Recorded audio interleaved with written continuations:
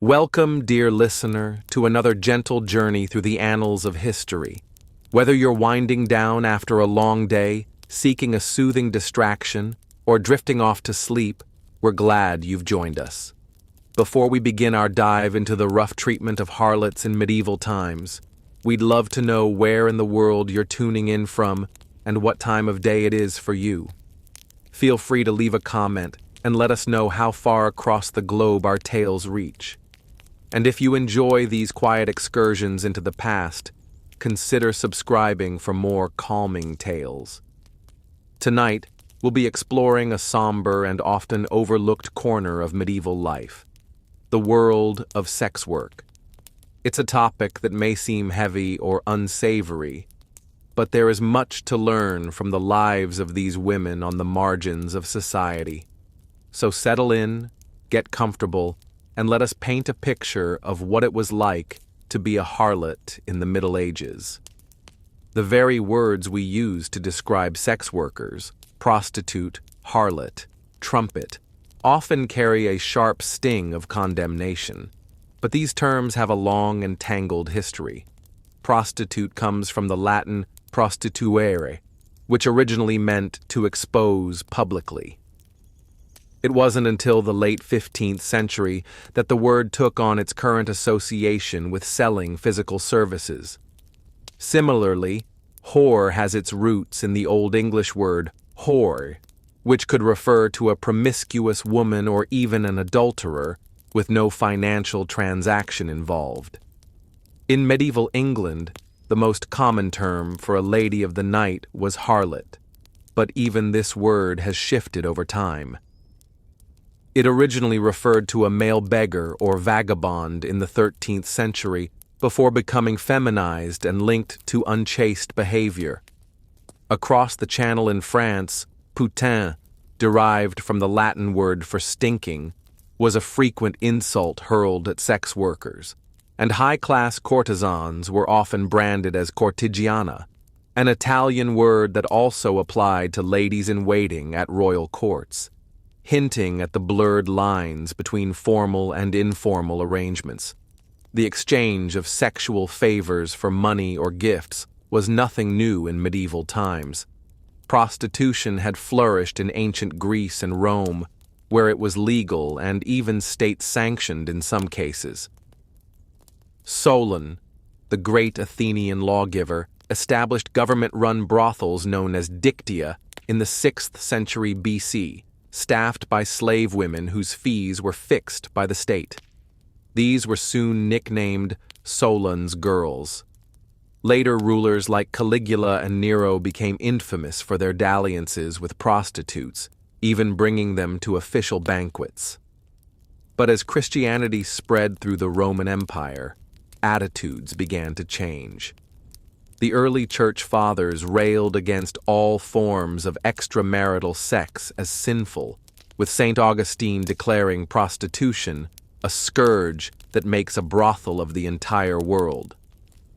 Yet pragmatists like Thomas Aquinas would later argue that prostitution was a necessary evil that prevented worse sins like rape and sodomy. Thus, harlots came to occupy a hazy middle ground in medieval society, officially condemned for their immorality, but also tolerated and even catered to. This was the world that medieval prostitutes had to navigate, a shadowy demi-monde of desire and disgust, where carnal delights went hand in hand with social ostracism. In our next chapter, we'll take a closer look at the day-to-day lives of these women, from the rank and file of common brothel workers to elite courtesans moving in rarefied circles. We'll meet an aging madam in South London's notorious red light district, see how she runs her bustling establishment, and eavesdrop on the whispered conversations and clinking of coins behind its walls. The road ahead is not always pretty, but there is much to discover, and by shining a light on this hidden history, perhaps we can come to see medieval harlots not as faceless caricatures, but as women doing what they could to survive in a world that offered them precious few choices. So, get comfy, dear listener, and let us unspool their stories together, one moonlit night at a time. We turn now to one of the most famous and influential courtesans of the medieval period, Tullia d'Aragona. Born in Rome around 1510, Tullia was the illegitimate daughter of a courtesan mother and Cardinal Luigi d'Aragona. From a young age, her striking beauty and keen intellect set her apart. She was educated in literature, music, and philosophy, rare attainments for a woman of that era, much less one born into the demi-monde of prostitution. As a teenager, Tullia began her career as a high-class courtesan in Rome, dazzling powerful clients with her looks, wit, and erudition. She commanded astronomical sums for her services and was soon a celebrated fixture in the city's intellectual salons and aristocratic circles. Unlike common sex workers toiling in seedy back alleys, Tullia and her fellow elite courtesans enjoyed lavish apartments, exquisite gowns, but even for a woman of Tullia's charms and stature, the life of a courtesan was fraught with perils.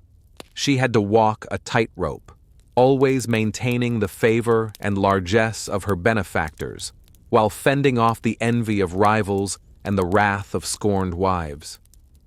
A courtesan needed shrewdness and cunning to navigate the treacherous currents of court politics, where fortunes could shift on a whim.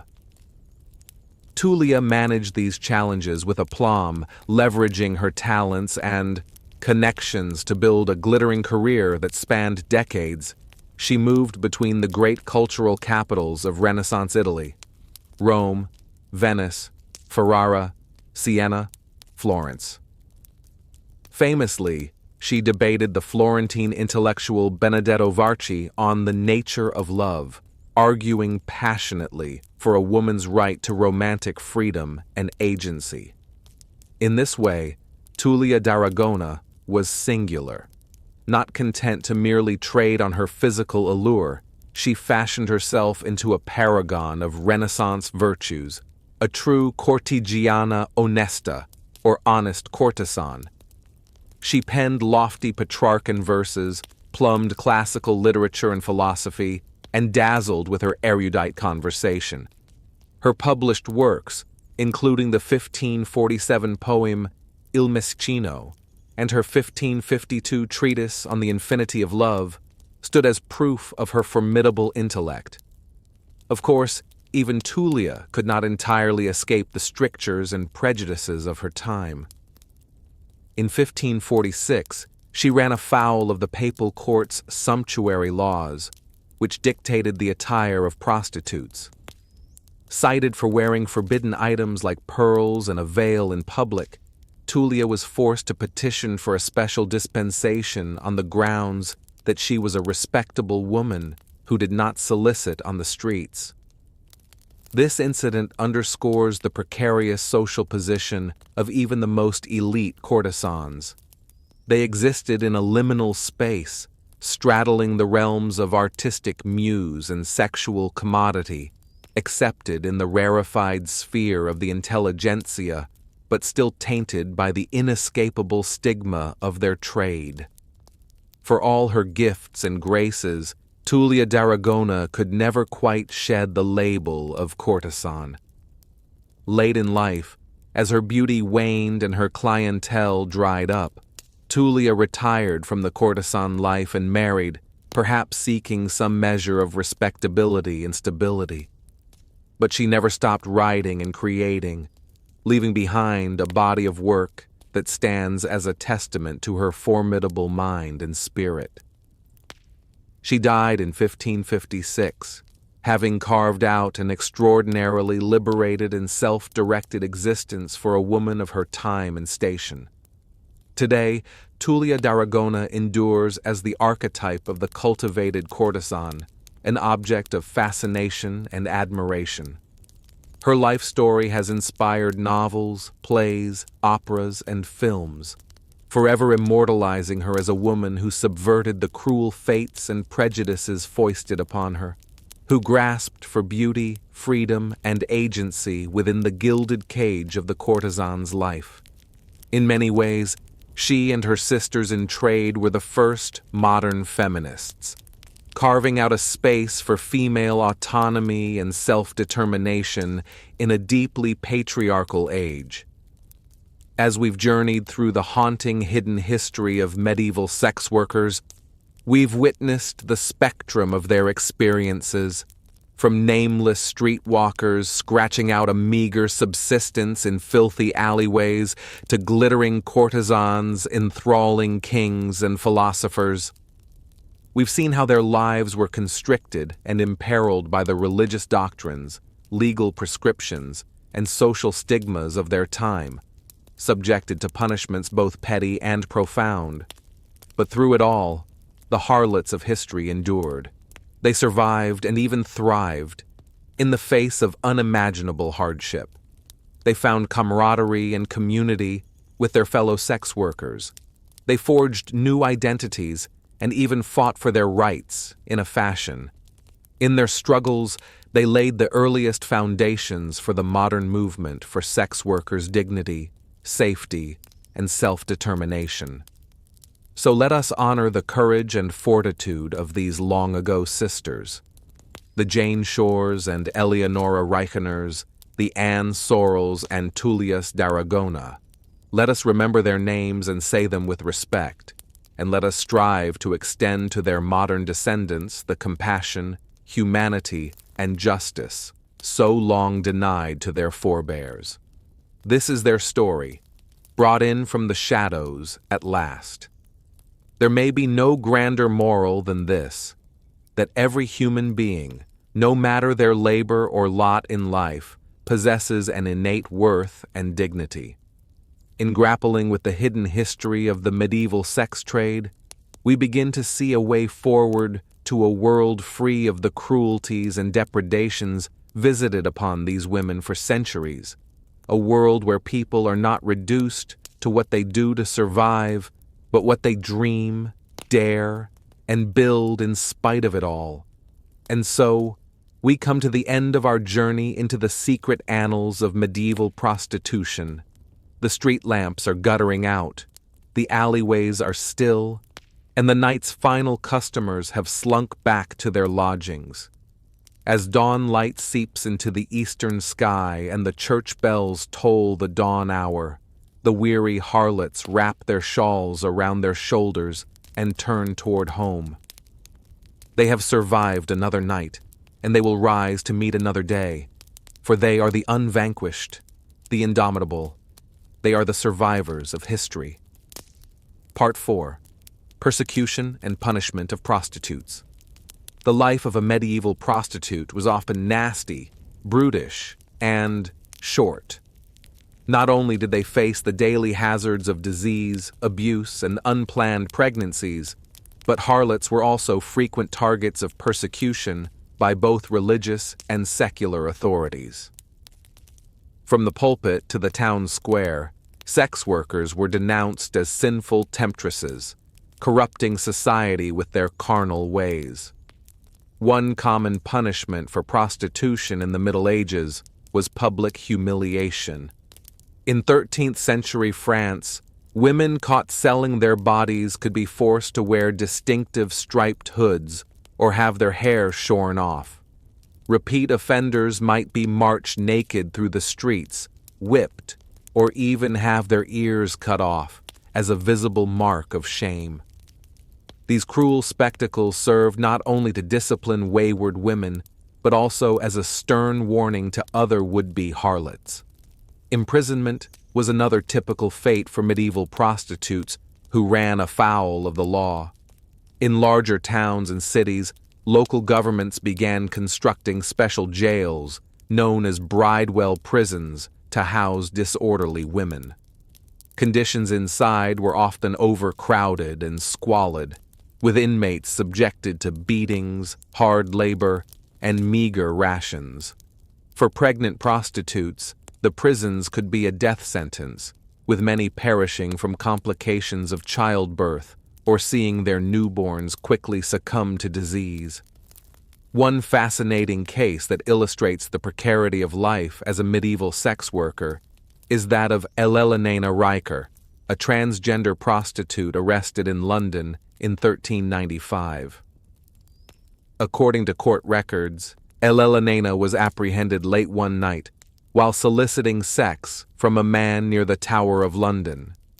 Dressed in women's clothing, Elena had been working as a prostitute in brothels and private residences throughout England for years, offering a variety of sexual services to male clients.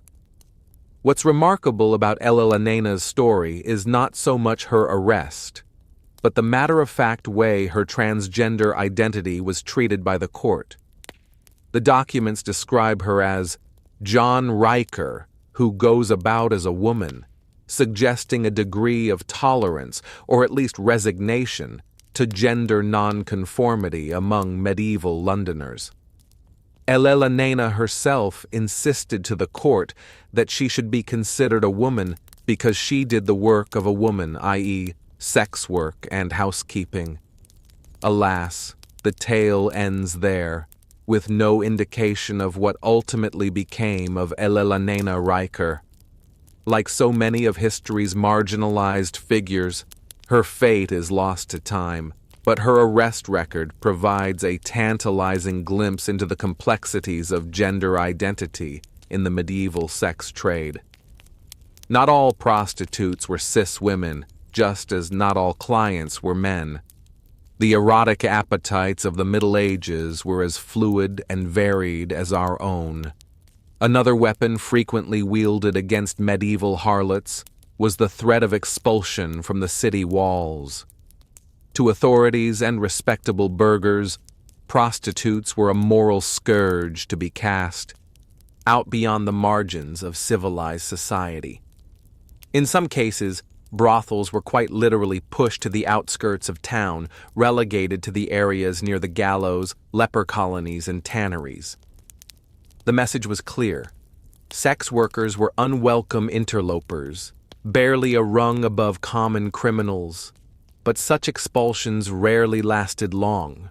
For one thing, many medieval men, including priests and prominent citizens, still wanted access to prostitute services. There was also the perennial fear that, without an outlet for male lust, women and girls of good standing might find themselves the targets of harassment or assault. And so the bordello always crept back, setting up shop in the shadowy streets and alleyway hovels of the town's underbelly. The cycle of condemnation and toleration would begin anew. For the medieval prostitute, it was a tightrope walk between survival and ruin, with the threat of prison, corporal punishment, and exile constantly hanging over their heads. These women navigated a dangerous world with few protections. The fact that any of them survived at all is a testament to human resilience in the face of unimaginable brutality and neglect. In many ways, their struggles echo those still faced by sex workers today, who continue to fight for dignity, safety, and equal treatment under the law. Part 5. Prostitution and the Medieval Church. When it came to the oldest profession, the medieval church found itself in a moral quandary. On the one hand, men of the cloth routinely railed against prostitution as an affront to God and a scourge upon the earth. Sex outside of marriage was a cardinal sin, threatening nothing less than the sanctity of the family, the social order, and the immortal soul. Lust was a deadly vice, and those who traded in it were seen as little better than the devil's foot soldiers. And yet, many medieval thinkers couldn't shake the notion that harlots might serve a useful purpose after all. As far back as the 5th century, the famed theologian St. Augustine acknowledged the necessity of prostitution as a kind of social safety valve. In his view, taking away brothels would be like removing the sewers from a palace. Sure, it might seem more pleasant in the short term, but soon the whole edifice would be overflowing with filth and disease. This idea of prostitution as a necessary evil gained currency throughout the Middle Ages. In the 13th century, no less luminary than Thomas Aquinas was arguing that sex work, while morally dubious, nonetheless played a vital role in preserving chastity and social harmony. Without an outlet for male desire, Aquinas worried that men would run riot, forgetting their Christian duties and assaulting innocent virgins left and right. The Church thus found itself reluctantly tolerating prostitution, with some local parishes even operating their own regulated brothel. If harlotry couldn't be eradicated, the logic went, it could at least be contained and monitored in a designated zone of sin. Some municipalities required prostitutes to wear certain clothing or badges, not unlike a medieval version of the red light district. Of course, this teachings, viewing themselves through the lens of sin and self-loathing, even as they fought to survive another day. The road to redemption was narrow and steep. Part 6. The Health Risks of Medieval Sex Work. In the Middle Ages, Paris was famed as a center of learning, commerce, and culture. But beneath the soaring spires of Notre Dame and the bustling market stalls lurked a darker underbelly, a shadowy realm of poverty, disease, and desperation that swallowed up the city's most vulnerable denizens. For the prostitutes who plied their trade in these mean streets, every day was a dance with death. One such unfortunate was a young woman named Joanna. Orphaned at a tender age, Joanna found herself alone and destitute on the Parisian streets. With no family to turn to and no respectable work to be found, she reluctantly sold her body to keep from starving. At just 14 years old, Joanna was already a veteran of the city's squalid brothel life. As a medieval prostitute, life was a litany of dangers, chief among them the ever-present specter of sexually transmitted diseases. Without reliable prophylactics or antibiotics, infections like syphilis, gonorrhea, and chlamydia ran rampant through the bordello quarters, and in a time of flawed medical understanding, these diseases were as mysterious as they were debilitating, a scourge blamed on everything from witchcraft to divine punishment. For a girl like Joanna, catching such an illness was practically an occupational hazard. With an endless parade of clients to service, prostitutes had little control over their exposure to STDs. Many suffered in silence, knowing a single telltale symptom could spell the end of their livelihood. To be marked as a pox-ridden woman was to invite ostracism, destitution, and worse. And so perhaps it was only a matter of time before young Joanna's luck ran out. One fateful night, after entertaining a wealthy but diseased client, she contracted the dreaded French disease, a virulent strain of syphilis that swept through Europe in the late 15th century. Within days, Joanna was bedridden with fever, racked by joint pain and disfiguring genital lesions. In her weakened state, Joanna likely turned to one of Paris's woefully inadequate hospitals. These medieval institutions were more akin to charnel houses than places of healing, stuffed to the rafters with the poor, sick, and dying. With little understanding of contagion or sanitation, patients were often crammed into communal beds, languishing in their own filth as they awaited the release of death. Tragically for Joanna, even this grim sanctuary would be denied to her.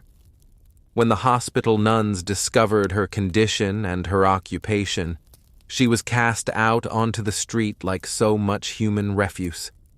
In the eyes of medieval society, a syphilitic prostitute deserved no Christian charity or compassion.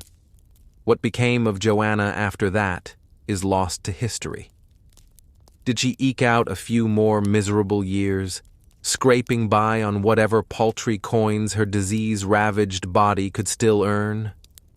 Or did she succumb swiftly to her illness, just one more anonymous casualty of Paris's merciless streets? For countless medieval harlots, this was the inescapable fate: to live hard, die young, and vanish without a trace. Joanna's story is a heartbreaking reminder of just how cruel the Middle Ages could be for those on society's margins. Prostitutes, in particular, faced not only the hazards of disease, but also the callous indifference of the very institutions meant to protect the sick and the poor. In a world without social safety nets or modern medicine, falling ill was often a death sentence for sex workers. Syphilis was just one of many scourges stalking Europe's red light districts. Gonorrhea, chlamydia, genital herpes, all spread unchecked through brothel and back alleys, laying low paupers and kings alike. Without effective treatments, these diseases wrought slow, agonizing declines marked by fever, sores, blindness, dementia, and even death. Even more horrific were the complications that could arise from pregnancy and childbirth. With no access to contraception, medieval prostitutes often found themselves in the family way, a dangerous state of affairs in an era of primitive obstetrics. Miscarriages and stillbirths were tragically common, as were life-threatening conditions like preeclampsia and postpartum infections. Those harlots who did manage to carry to term faced the heartbreaking prospect of abandoning their babies to foundling homes and church steps. With no means to support a child and no hope of escaping the sex trade, countless prostitutes made the agonizing choice to surrender their infants. In an age of sky-high mortality rates, it was a decision born of despair, made by women who saw no other way out of their hellish circumstances. This, then, was the bleak fate that awaited so many of the Middle Ages' degraded daughters. Condemned by accidents of birth to a life of sexual servitude, they faced each day knowing it could be their last, that disease, injury, or despair might finally claim them, as it had so many sisters before them. In this pitiless world, survival itself was a fragile miracle. In our last segment, we explored the harsh realities faced by common brothel workers in the Middle Ages. From sweltering shared hovels to abuse, disease, and exploitation, these women eked out a meager living on the margins of society. But amidst the squalor of your average brothel, a lucky few harlots enjoyed a very different life of luxury and influence. These were the elite courtesans and royal mistresses who occupied a rare and precarious position at the highest echelons of medieval society. Perhaps the most renowned courtesan of 16th-century Venice was Veronica Franco. Born in 1546 to a family of lower nobility, Franco was thrust into sex work at a young age by her impoverished mother, herself a courtesan. But Franco parlayed her wit, beauty, and intellect into a successful career consorting with the wealthy and powerful men of Venice. From her lavish apartments, Franco entertained clients like King Henry III of France, who visited Venice in 1574. An accomplished poet, she engaged in lively discussions of art and literature with the leading minds of the day. Courtesans like Franco were expected to be charming, sophisticated companions as well as skilled lovers. Many became celebrities in their own right, the subject of gossip and adoration. But even for the most successful courtesans, their position was always tenuous. They existed to serve the whims and desires of powerful men who could cast them aside at any moment. Veronica Franco herself faced charges of witchcraft by the Inquisition, narrowly escaping execution. No one embodied the heights a royal mistress could reach and how far she could fall, quite like Anna Sorel. Born around 1422 to a provincial French family, Sorel came to the court of King Charles II as a lady-in-waiting. She soon caught the eye of the king and became his favorite, earning the official title of maîtresse en titre, the first in French history. Showered with jewels, land grants, and castles, Sorel wielded significant political influence over the king. She even accompanied him on military campaigns, nearly dying in childbirth along the way. Many credit her with helping inspire Charles to take a more active role in governing and freeing France from English domination. But few could forgive the unprecedented power and riches bestowed on a royal mistress. Sorel faced open hostility from nobles and courtiers who resented her rapid rise. Vicious rumors dogged her, including that she employed witchcraft to seduce the king. And after Charles's death in 1461, she was swiftly expelled from court, stripped of lands and wealth by the new regime. Anna Sorel would die just a few months later at age 40, likely from mercury poisoning. She left behind 4 daughters to an uncertain fate.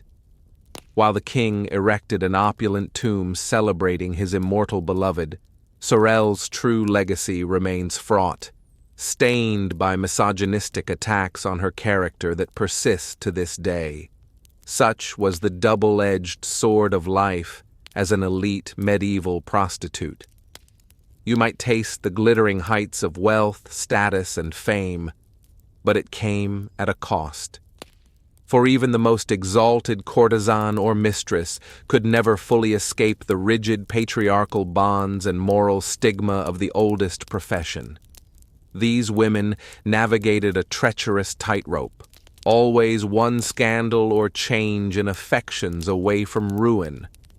The same men who courted them assiduously would not hesitate to brand them as whores and harlots when the winds shifted.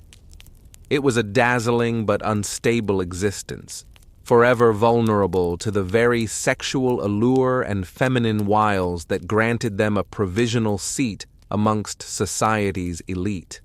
In our next chapter, we'll explore what happened when even high-status sex workers fell afoul of medieval laws and religious strictures. The wheels of justice could be especially cruel and unforgiving to those deemed wayward women, no matter how exalted their clientele. Veronica Franco may have escaped the Inquisition, but many accused harlots were not so lucky, facing imprisonment, torture, and even death at the hands of rigidly moralistic authorities.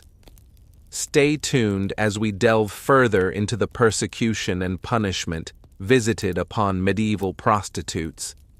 We left off discussing the precarious position and ultimate downfall of many high-class courtesans in medieval Europe. Even the most celebrated and influential of these women could quickly fall. Diane de Poitiers. Born into a noble French family in 1499, Diane was renowned for her beauty, wit, and athleticism. She caught the eye of a young Prince Henry, and upon his ascension to the throne as King Henry II in 1547, Diane became his official mistress. The king was so besotted that he gifted Diane the magnificent Château de Chenonceau and allowed her unprecedented political influence. Yet not everyone was pleased with a mistress wielding such power. Henry's wife, Catherine de' Medici, saw Diane as a threat and bitter rival. As long as Henry lived, Diane was untouchable. But when the king died in a jousting accident in 1559, everything changed. Within days, Diane was forced to hand over her chateau and treasures to Catherine. Stripped of wealth and status, she lived out her remaining years in obscurity. Such reversals of fortune were all too common for even the most celebrated courtesans. No matter how wealthy and influential they became, their position was always precarious and dependent on the affections and whims of men in power. At any moment, a younger rival, a jealous wife, or a cooling of passions could spell their downfall. Of course, high-class courtesans made up only a tiny fraction of sex workers in the Middle Ages. For the vast majority of prostitutes, life was far from glamorous. Most worked in squalid, dangerous conditions, enduring abuse, illness, and social stigma on a daily basis. Job didn't end their lives prematurely. Persecution from civil and religious authorities often did. In Part 4, we'll take a closer look at the brutal punishments meted out to prostitutes in the Middle Ages. From public floggings to expulsion from cities, harlots faced harsh consequences for plying their trade. Yet one defiant woman stood up to fight against this injustice. Bronisława Szymanska was born into a poor family in 15th century Poland. With few options available to her, she turned to sex work to survive. Working in the brothel of Kon, conditions were grim, with rampant abuse and exploitation by both clients and brothel owners. Bronisława dreamed of a better life for herself and her fellow prostitutes. In 1455, she did the unthinkable. She went to the city council and demanded reforms to Poland's prostitution laws. Bronisława was a gifted speaker, and her impassioned pleas swayed some councilmen. Over the fierce objections of brothel owners and many clergy, a series of decrees were issued. Harlots could keep a larger cut of their earnings. Abusive clients faced fines and jail time, and city officials were to inspect brothels regularly for mistreatment. It was a small step, but a remarkable victory at a time when prostitutes were seen as expendable and beneath concern. Bronisława herself did not get to benefit from the reforms for long. Just a year later, she was murdered by an angry client. Her defiance had made her a target, but she had struck an unprecedented blow for the rights and dignity of sex workers. 400 years before the more famous Margaret Sanger fought to legalize birth control, Bronisława was demanding protections for some of the most vulnerable and stigmatized women in society. While she paid with her life, her legacy would be an enduring inspiration. To this day, some Polish sex worker activists still gather at her old brothel to lay red roses in her memory. Of course, these small legal protections did not end the persecution of prostitutes.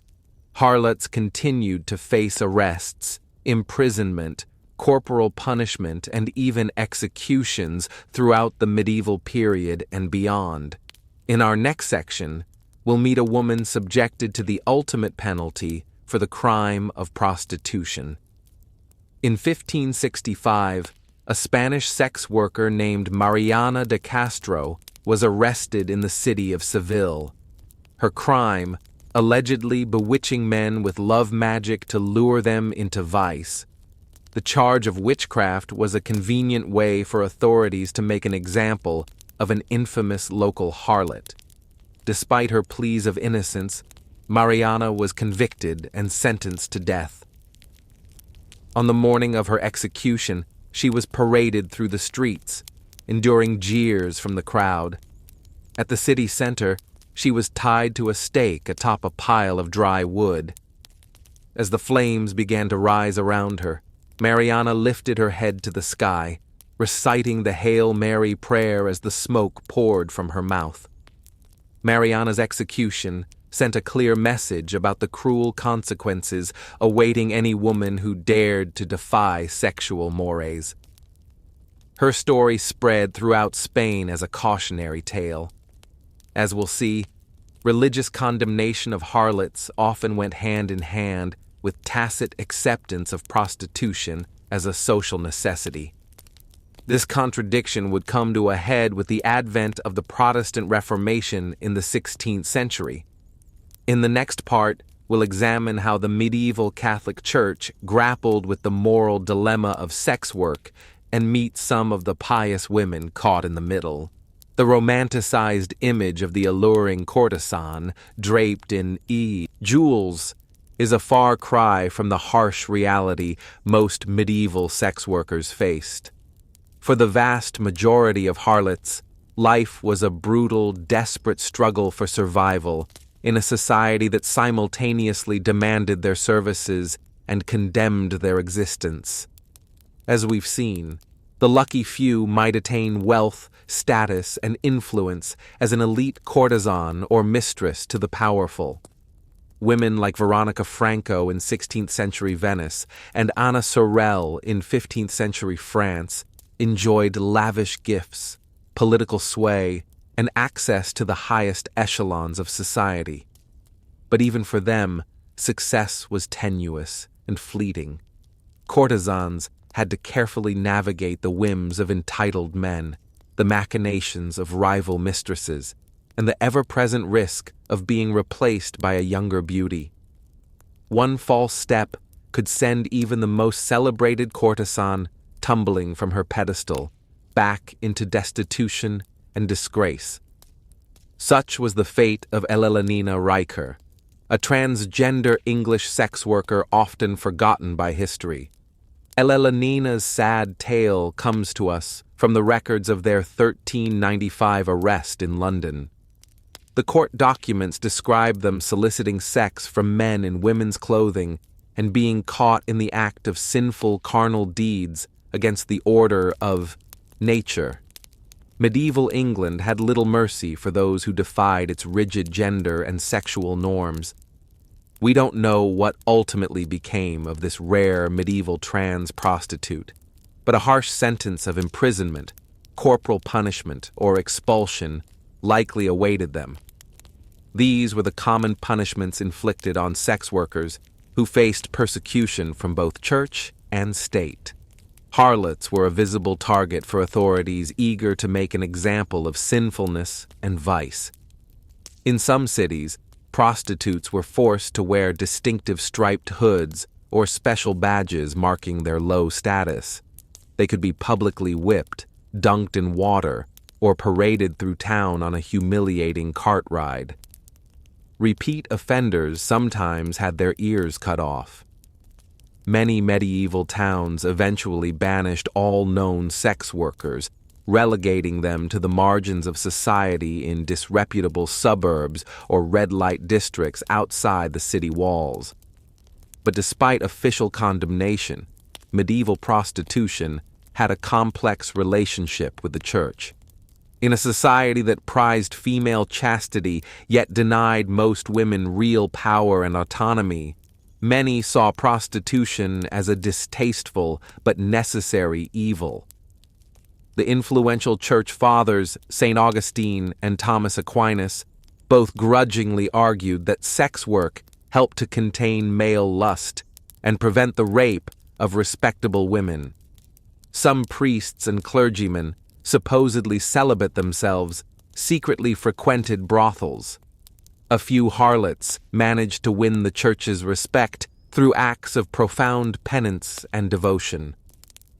Saint Mary of Egypt was said to be a prostitute in Alexandria who saw the error of her ways and retreated to the desert for decades of harsh asceticism. Mary Magdalene, the most famous redeemed woman of the Bible, inspired the ideal of the reformed harlot. But for every celebrated penitent, countless ordinary women remained trapped in the sex trade. Even when the church tried to help, its efforts could be clumsy and misguided. In some cities, church-sanctioned brothels were allowed on the one condition all visiting men had to spend time praying afterwards. A few convents of converted prostitutes, such as St. Mary Magdalene, took in harlots who wished to reinvent themselves as nuns, but their admissions were selective and their resources strained. Most women had nowhere else to turn. This was especially true considering the immense health risks of the medieval sex trade. Syphilis spread like wildfire through brothels, leaving sufferers with weeping sores, blindness, dementia, and death. Gonorrhea, chlamydia, genital warts, and other infections were also rampant. In an age before germ theory, antibiotics, or reliable contraception, sex workers were uniquely vulnerable. Pregnancy was an occupational hazard, and some desperate harlots resorted to risky folk abortifacients or even infanticide.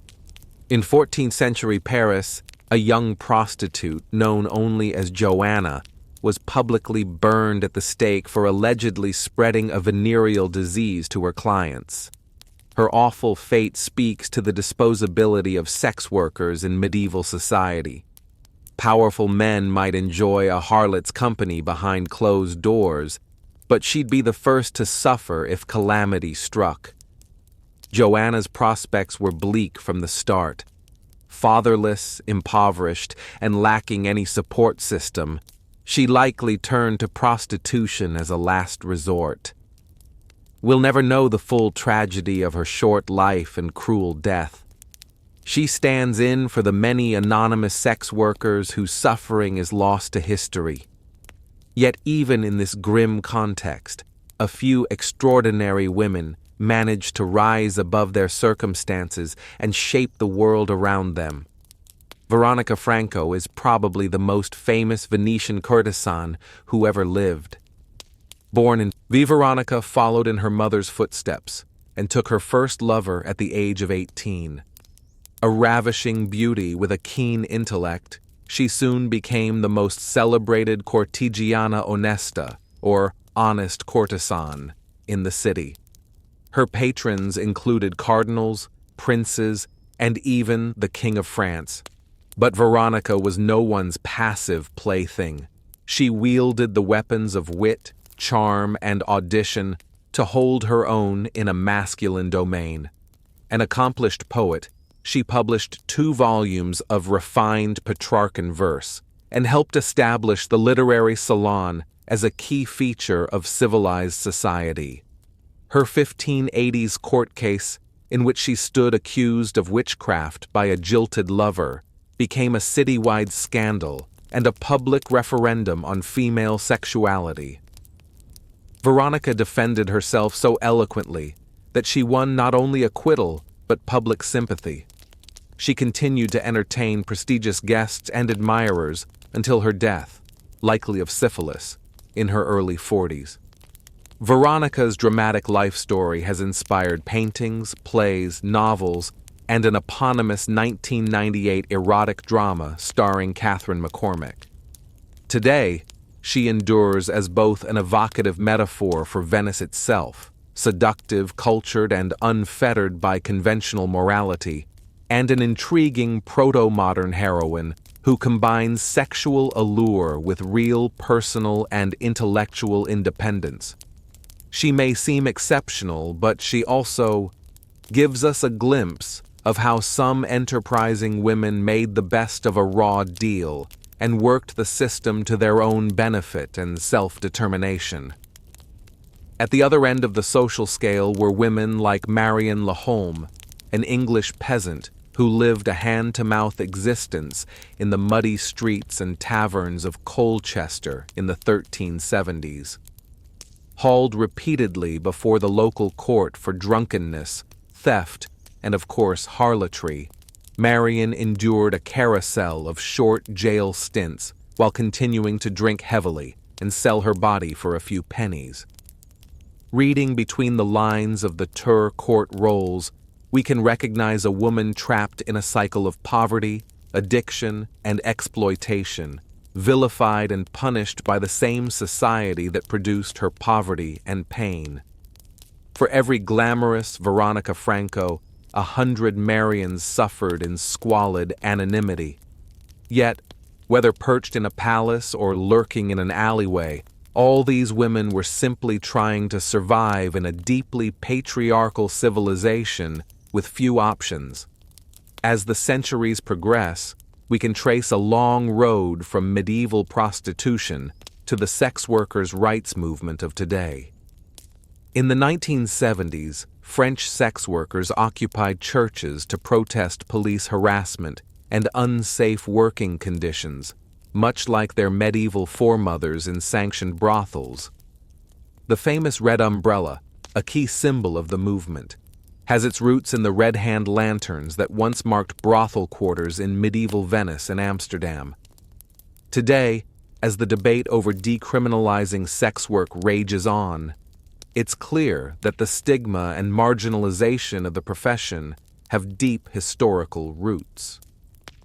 To chart a way forward, we must look back and recognize the humanity of the women who came before. By learning their stories, we restore a long-suppressed truth. There have always been those who bought and sold sex, and they deserve the same dignity, compassion, and rights as anyone else. There's nothing medieval about that radical notion. Caught in a cruel cycle of poverty and exploitation, medieval harlots lived short, brutal lives. Let's take a closer look at the health risks and hazards that plagued these women on a daily basis. In the cramped, filthy rooms of your average medieval brothel, disease festered and spread like wildfire.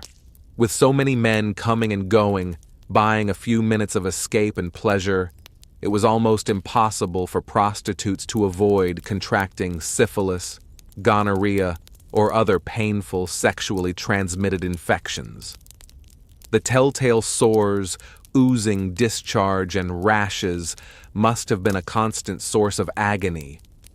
Yet the women had no choice but to keep working if they wanted to survive. You see, there was no penicillin or antibiotics in those days to quickly cure such ailments.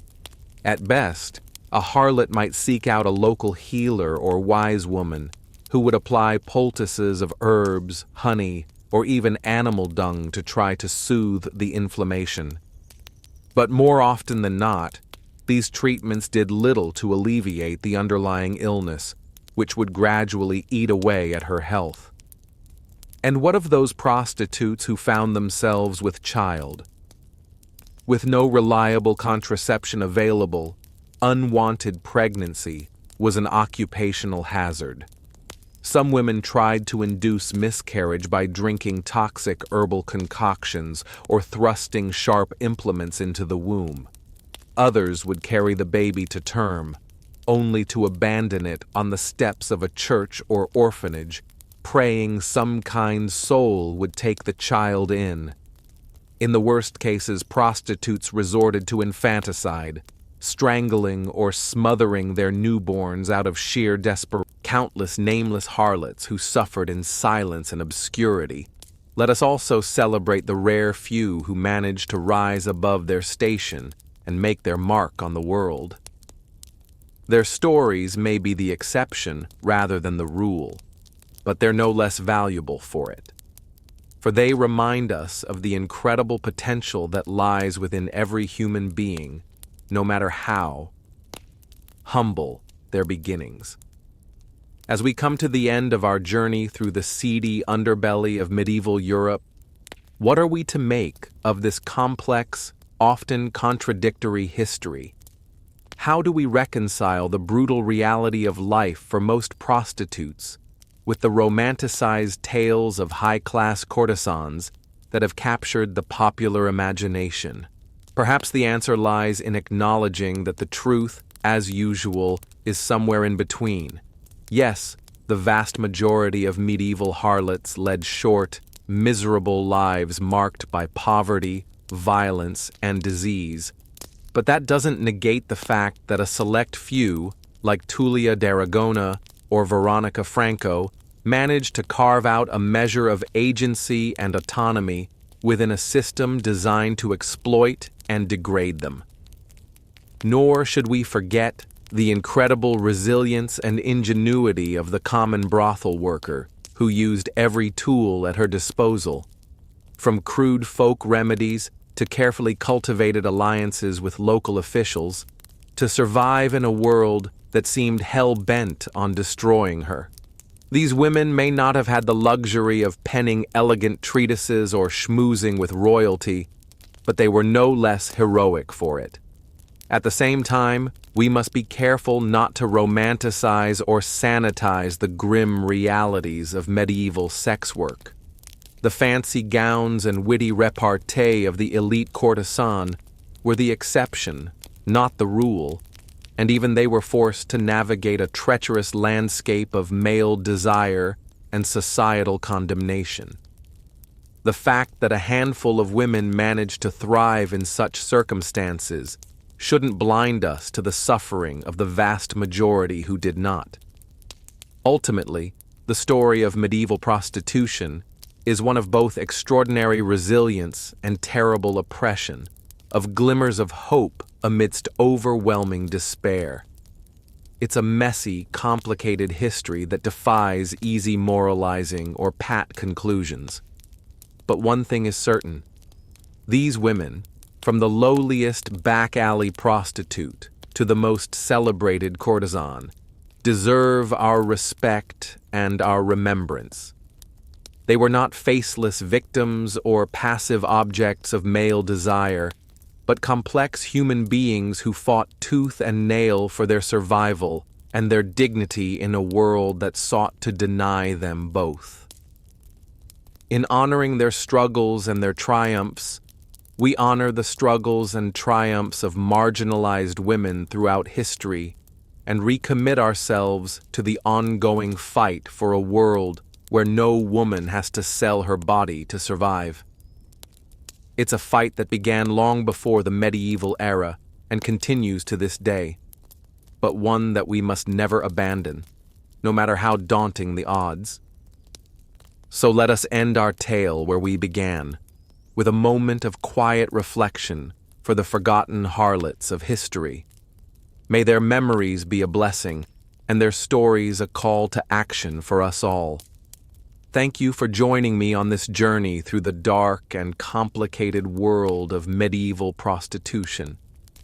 I hope you found it as illuminating as it was unsettling, and that it inspires you to look at history and the world around you with fresh eyes and an open heart.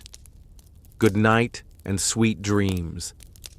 Continuing the script from the previous section, Anna Sorel's story illustrates the dizzying heights that a few lucky medieval courtesans were able to reach. But for the vast majority of prostitutes, life was a constant struggle against persecution, punishment, and the ever-present threat of violence. In the eyes of the law and society, sex workers were seen as immoral temptresses at best and dangerous criminals at worst. Most medieval cities had harsh laws on the books against prostitution, and women caught selling their bodies could face brutal consequences. Imagine the scene. It's a chilly morning in late 14th century London. At one of the city's many local courts, a woman stands before the magistrate, her eyes downcast and her hands bound in front of her. She's been arrested for prostitution, and she knows all too well the punishment that likely awaits her. The magistrate regards her with a mixture of disgust and pity. He declares her guilty and sentences her to a public whipping to be carried out immediately in the town square. The woman trembles but remains silent as the bailiff drags her outside. A crowd has already gathered to watch the spectacle. The woman is tied to a wooden post, her back exposed. She bites her lip to keep from crying out as the whip cracks across her skin again and again, leaving bloody welts in its wake. Some in the crowd jeer and hurl insults, while others turn away in horror or shame. Such scenes were all too common in medieval cities across Europe. Public floggings, time in the stocks, and even maiming and execution were all used to punish women caught engaging in sex work. In some cases, their heads were shaved to mark them as harlots. In others, they were paraded through the streets in disgrace before being run out of town. One of the most fascinating cases of medieval persecution of sex workers is that of Elena Reicher, a trans prostitute working in 14th century London. According to court records from 1395, Reicher was arrested for cross-dressing and sleeping with men, including several local priests. The transcript of Reicher's interrogation is a rare and incredible historical document. In it, she testifies to living and working as a woman named Elena for years, wearing dresses and makeup and taking on both male and female lovers. She even describes moving from town to town whenever suspicions about her true gender started to spread. Despite her defiant testimony, Reicher was ultimately convicted under England's strict anti-sodomy laws. We don't know for certain what became of her after the trial, but given the usual punishments meted out to cross-dressing prostitutes, it was likely a grim fate. Reicher's story highlights how medieval sex workers lived under multiple, overlapping forms of oppression. In addition to the stigma and danger of prostitution, those like Reicher who deviated from sexual and gender norms risked even harsher recriminations from the state and society. This multi-pronged persecution often culminated in campaigns to expel sex workers from medieval cities entirely. In 1161, King Henry II ordered all prostitutes to be rounded up and exiled from London. A century later, Louis IX banished all women of evil life from France. Other kingdoms and city-states imposed dress codes, geographic restrictions, and curfews on known harlots. The goal was usually less to eradicate prostitution completely, however, than to segregate it to the literal and figurative margins of respectable society. Many towns eventually established official red light districts on the outskirts, where prostitution was tacitly tolerated. There, tucked away in dark alleys and cramped brothels, medieval sex workers endured a precarious existence defined by abuse, exploitation, and the looming threat of arrest and punishment. The law saw them as criminals to be confined and controlled, but offered precious little protection from the dangers and degradations of the trade. Though a handful of famed courtesans enjoyed lavish gifts and political sway, the reality for common prostitutes was near constant persecution.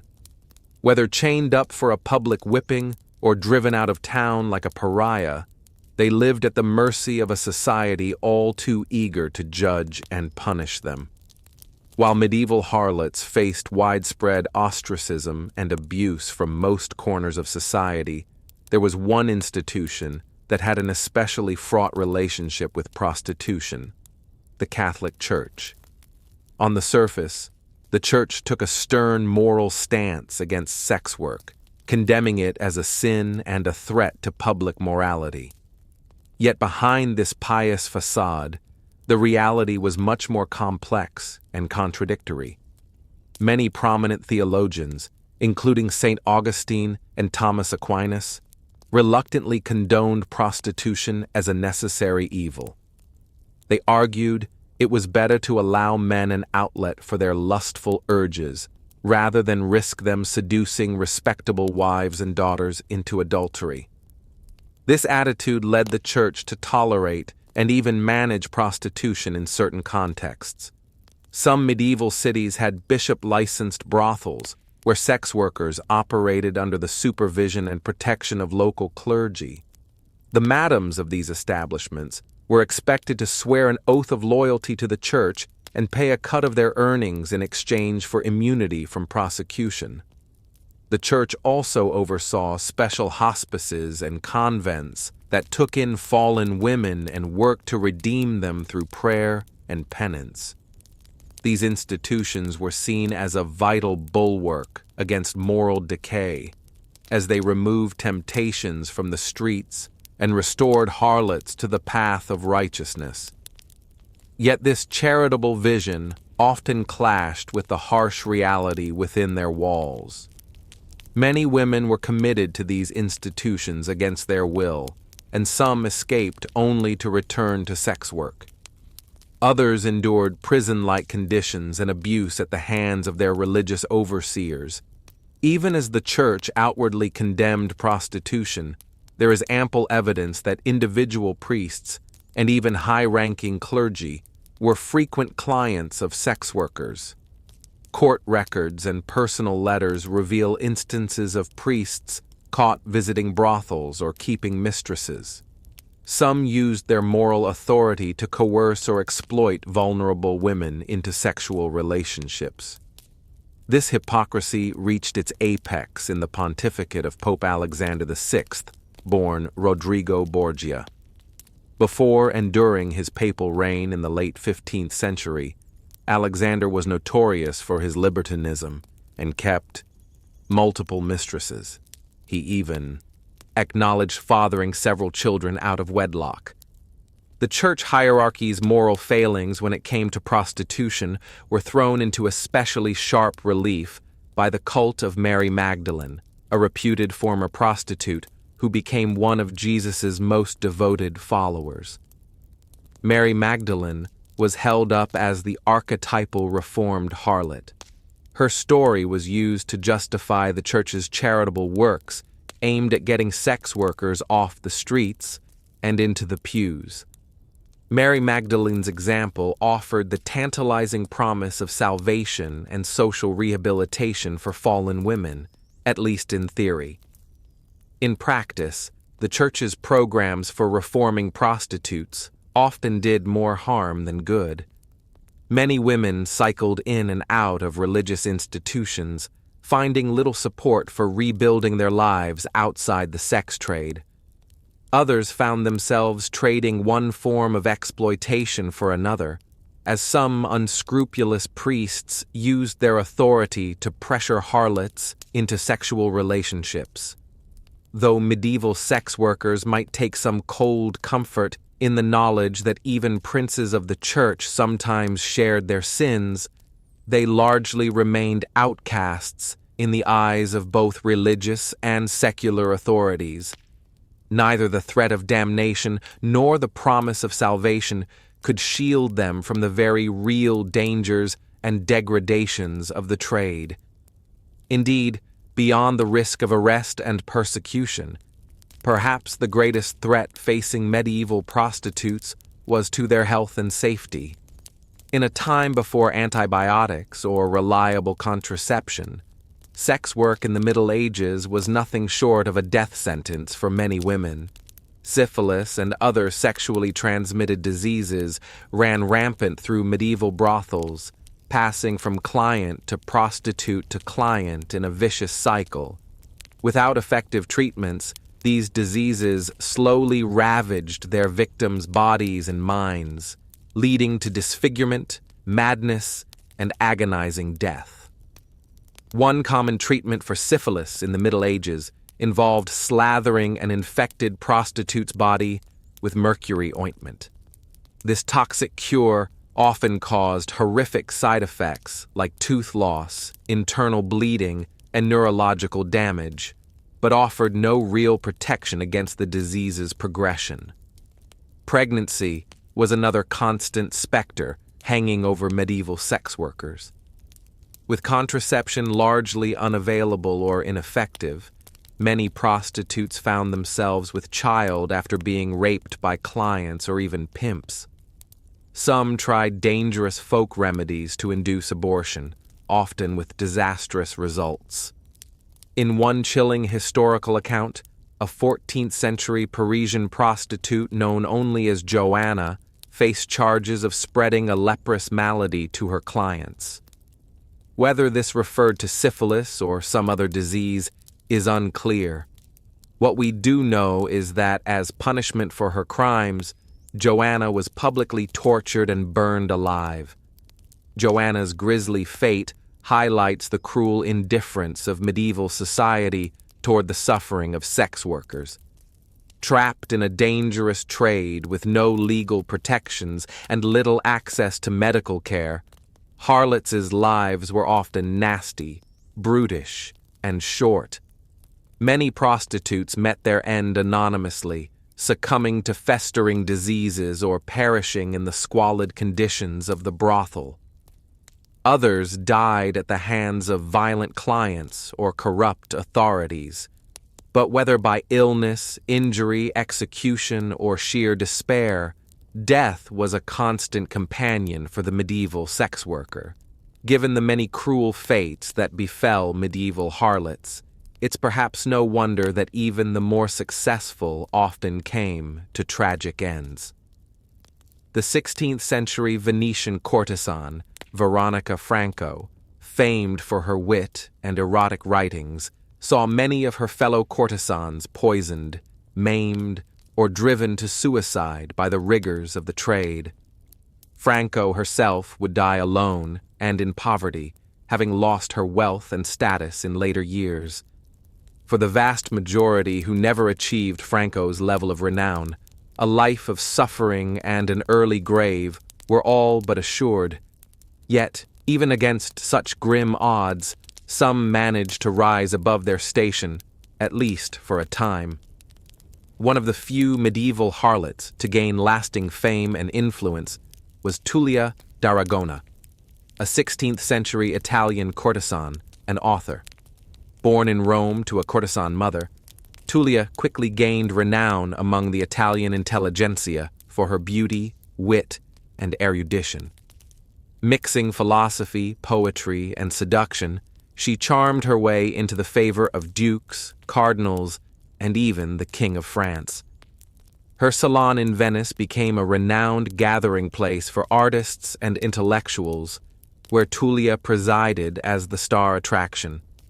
But even as she reached the pinnacle of courtly society, Tullia never forgot her roots in the demi-monde.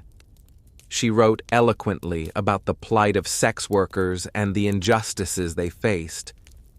In her most famous work, a philosophical dialogue called On the Infinity of Love, she boldly challenged the sexual double standards of her time. For a few glittering years, Tullia seemed to defy the usual script for women of her profession. But in the end, even she could not escape the stigma and instability of life as a sex worker. Beset by financial troubles and fading beauty, she died in relative obscurity, leaving behind a complex legacy. On the one hand, Tullia's story speaks to the transformative power of intellect and charisma to transcend even the direst circumstances. Her example gave hope to other ambitious courtesans dreaming of a grander existence. But Tullia was also the exception that proved the brutally unfair rule. For most medieval harlots, her singular rise only cast the grim reality facing her less fortunate sisters into harsher relief. As the sun set on the Middle Ages, the lot of the common prostitute remained as precarious and degrading as ever. Hounded by authorities, used and discarded by men, trapped in a dangerous trade with no real hope of escape, this was the bitter fate for the faceless thousands. Even as the world moved into the modern era, much of the medieval disregard and disdain for sex workers would remain stubbornly entrenched. Only in recent times have activists and advocates begun the long, difficult work of dismantling these attitudes and fighting for the rights and dignity of those in the sex trade. But the first step toward justice is acknowledging the humanity behind the often harrowing statistics. By confronting the real stories of medieval prostitutes, their hopes and dreams, their suffering and resilience, we begin to chip away at the misogynistic morality that has silenced them for so long. In honoring the struggles of our foremothers in the world's oldest profession, we also recognize how far we still have to go in building a society that protects the vulnerable and values all women as people, not property to be used or discarded at will. The road ahead is long, but the journey begins with hearing their voices echo across the centuries. As we close this dark chapter in harlot history, let us take a moment to remember the Joannas and Tullias, the Elelenenas, and the many nameless others lost to time. May they rest in the peace and dignity denied to them in life, and may their memory fuel our resolve to fight for a world where no woman needs suffer as they did. Anna Sorel was the first woman in French history to be officially recognized as a royal mistress. Born into a family of minor nobility around 1422, Agnès caught the eye of King Charles III while serving as a lady-in-waiting to his queen, Marie of Anjou. The king was instantly smitten by Agnès' renowned beauty, sparkling wit, and joie de vivre. Despite being over 20 years her senior and already married, Charles brazenly installed his new love in the royal palace, showering her with jewels, furs, and a staggering annual income of 4,000 livres. The besotted monarch even granted her the fief of Beauté-sur-Marne, from which Agnès took her famous title, Dame de Beauté. Unlike many royal mistresses who operated behind the scenes, Agnès took a prominent place at court, often appearing beside a 14th-century Parisian brothel. One fateful night, Joanna welcomed into her bed a wealthy Italian merchant. But unbeknownst to her, the man was in the late stages of syphilis. Within days of their encounter, Joanna broke out in weeping open sores across her body. In a panic, she continued servicing clients, hoping to earn enough money to pay for treatment. But all she ended up doing was spreading the dreaded disease even further. When the Parisian authorities learned of the outbreak, they decided to make an example out of poor Joanna. In front of a jeering crowd, she was dragged from the brothel and tied to a stake in the center of town. As the flames licked her feet, Joanna screamed in agony, her piteous wails echoing off the city walls. By the time the fire consumed her, she was already dead, her blackened corpse a warning to other harlots of the dangers of plying their trade. But what choice did these women really have when the alternative was starving on the streets? A life of prostitution, with all its indignities and hazards, must have seemed the lesser of two evils. And so they soldiered on, painting their faces to hide the sores, downing cheap wine to numb the pain, all the while dreaming of a better life that would never come. As grim as Joanna's fate was, she was hardly alone in her suffering. Across Europe, thousands of prostitutes met similar ends, ravaged by disease, driven to desperate acts, burned at the stake as scapegoats for wider societal ills. It's a dark chapter in history that's often glossed over in favor of more romanticized tales of courtly love and chivalry.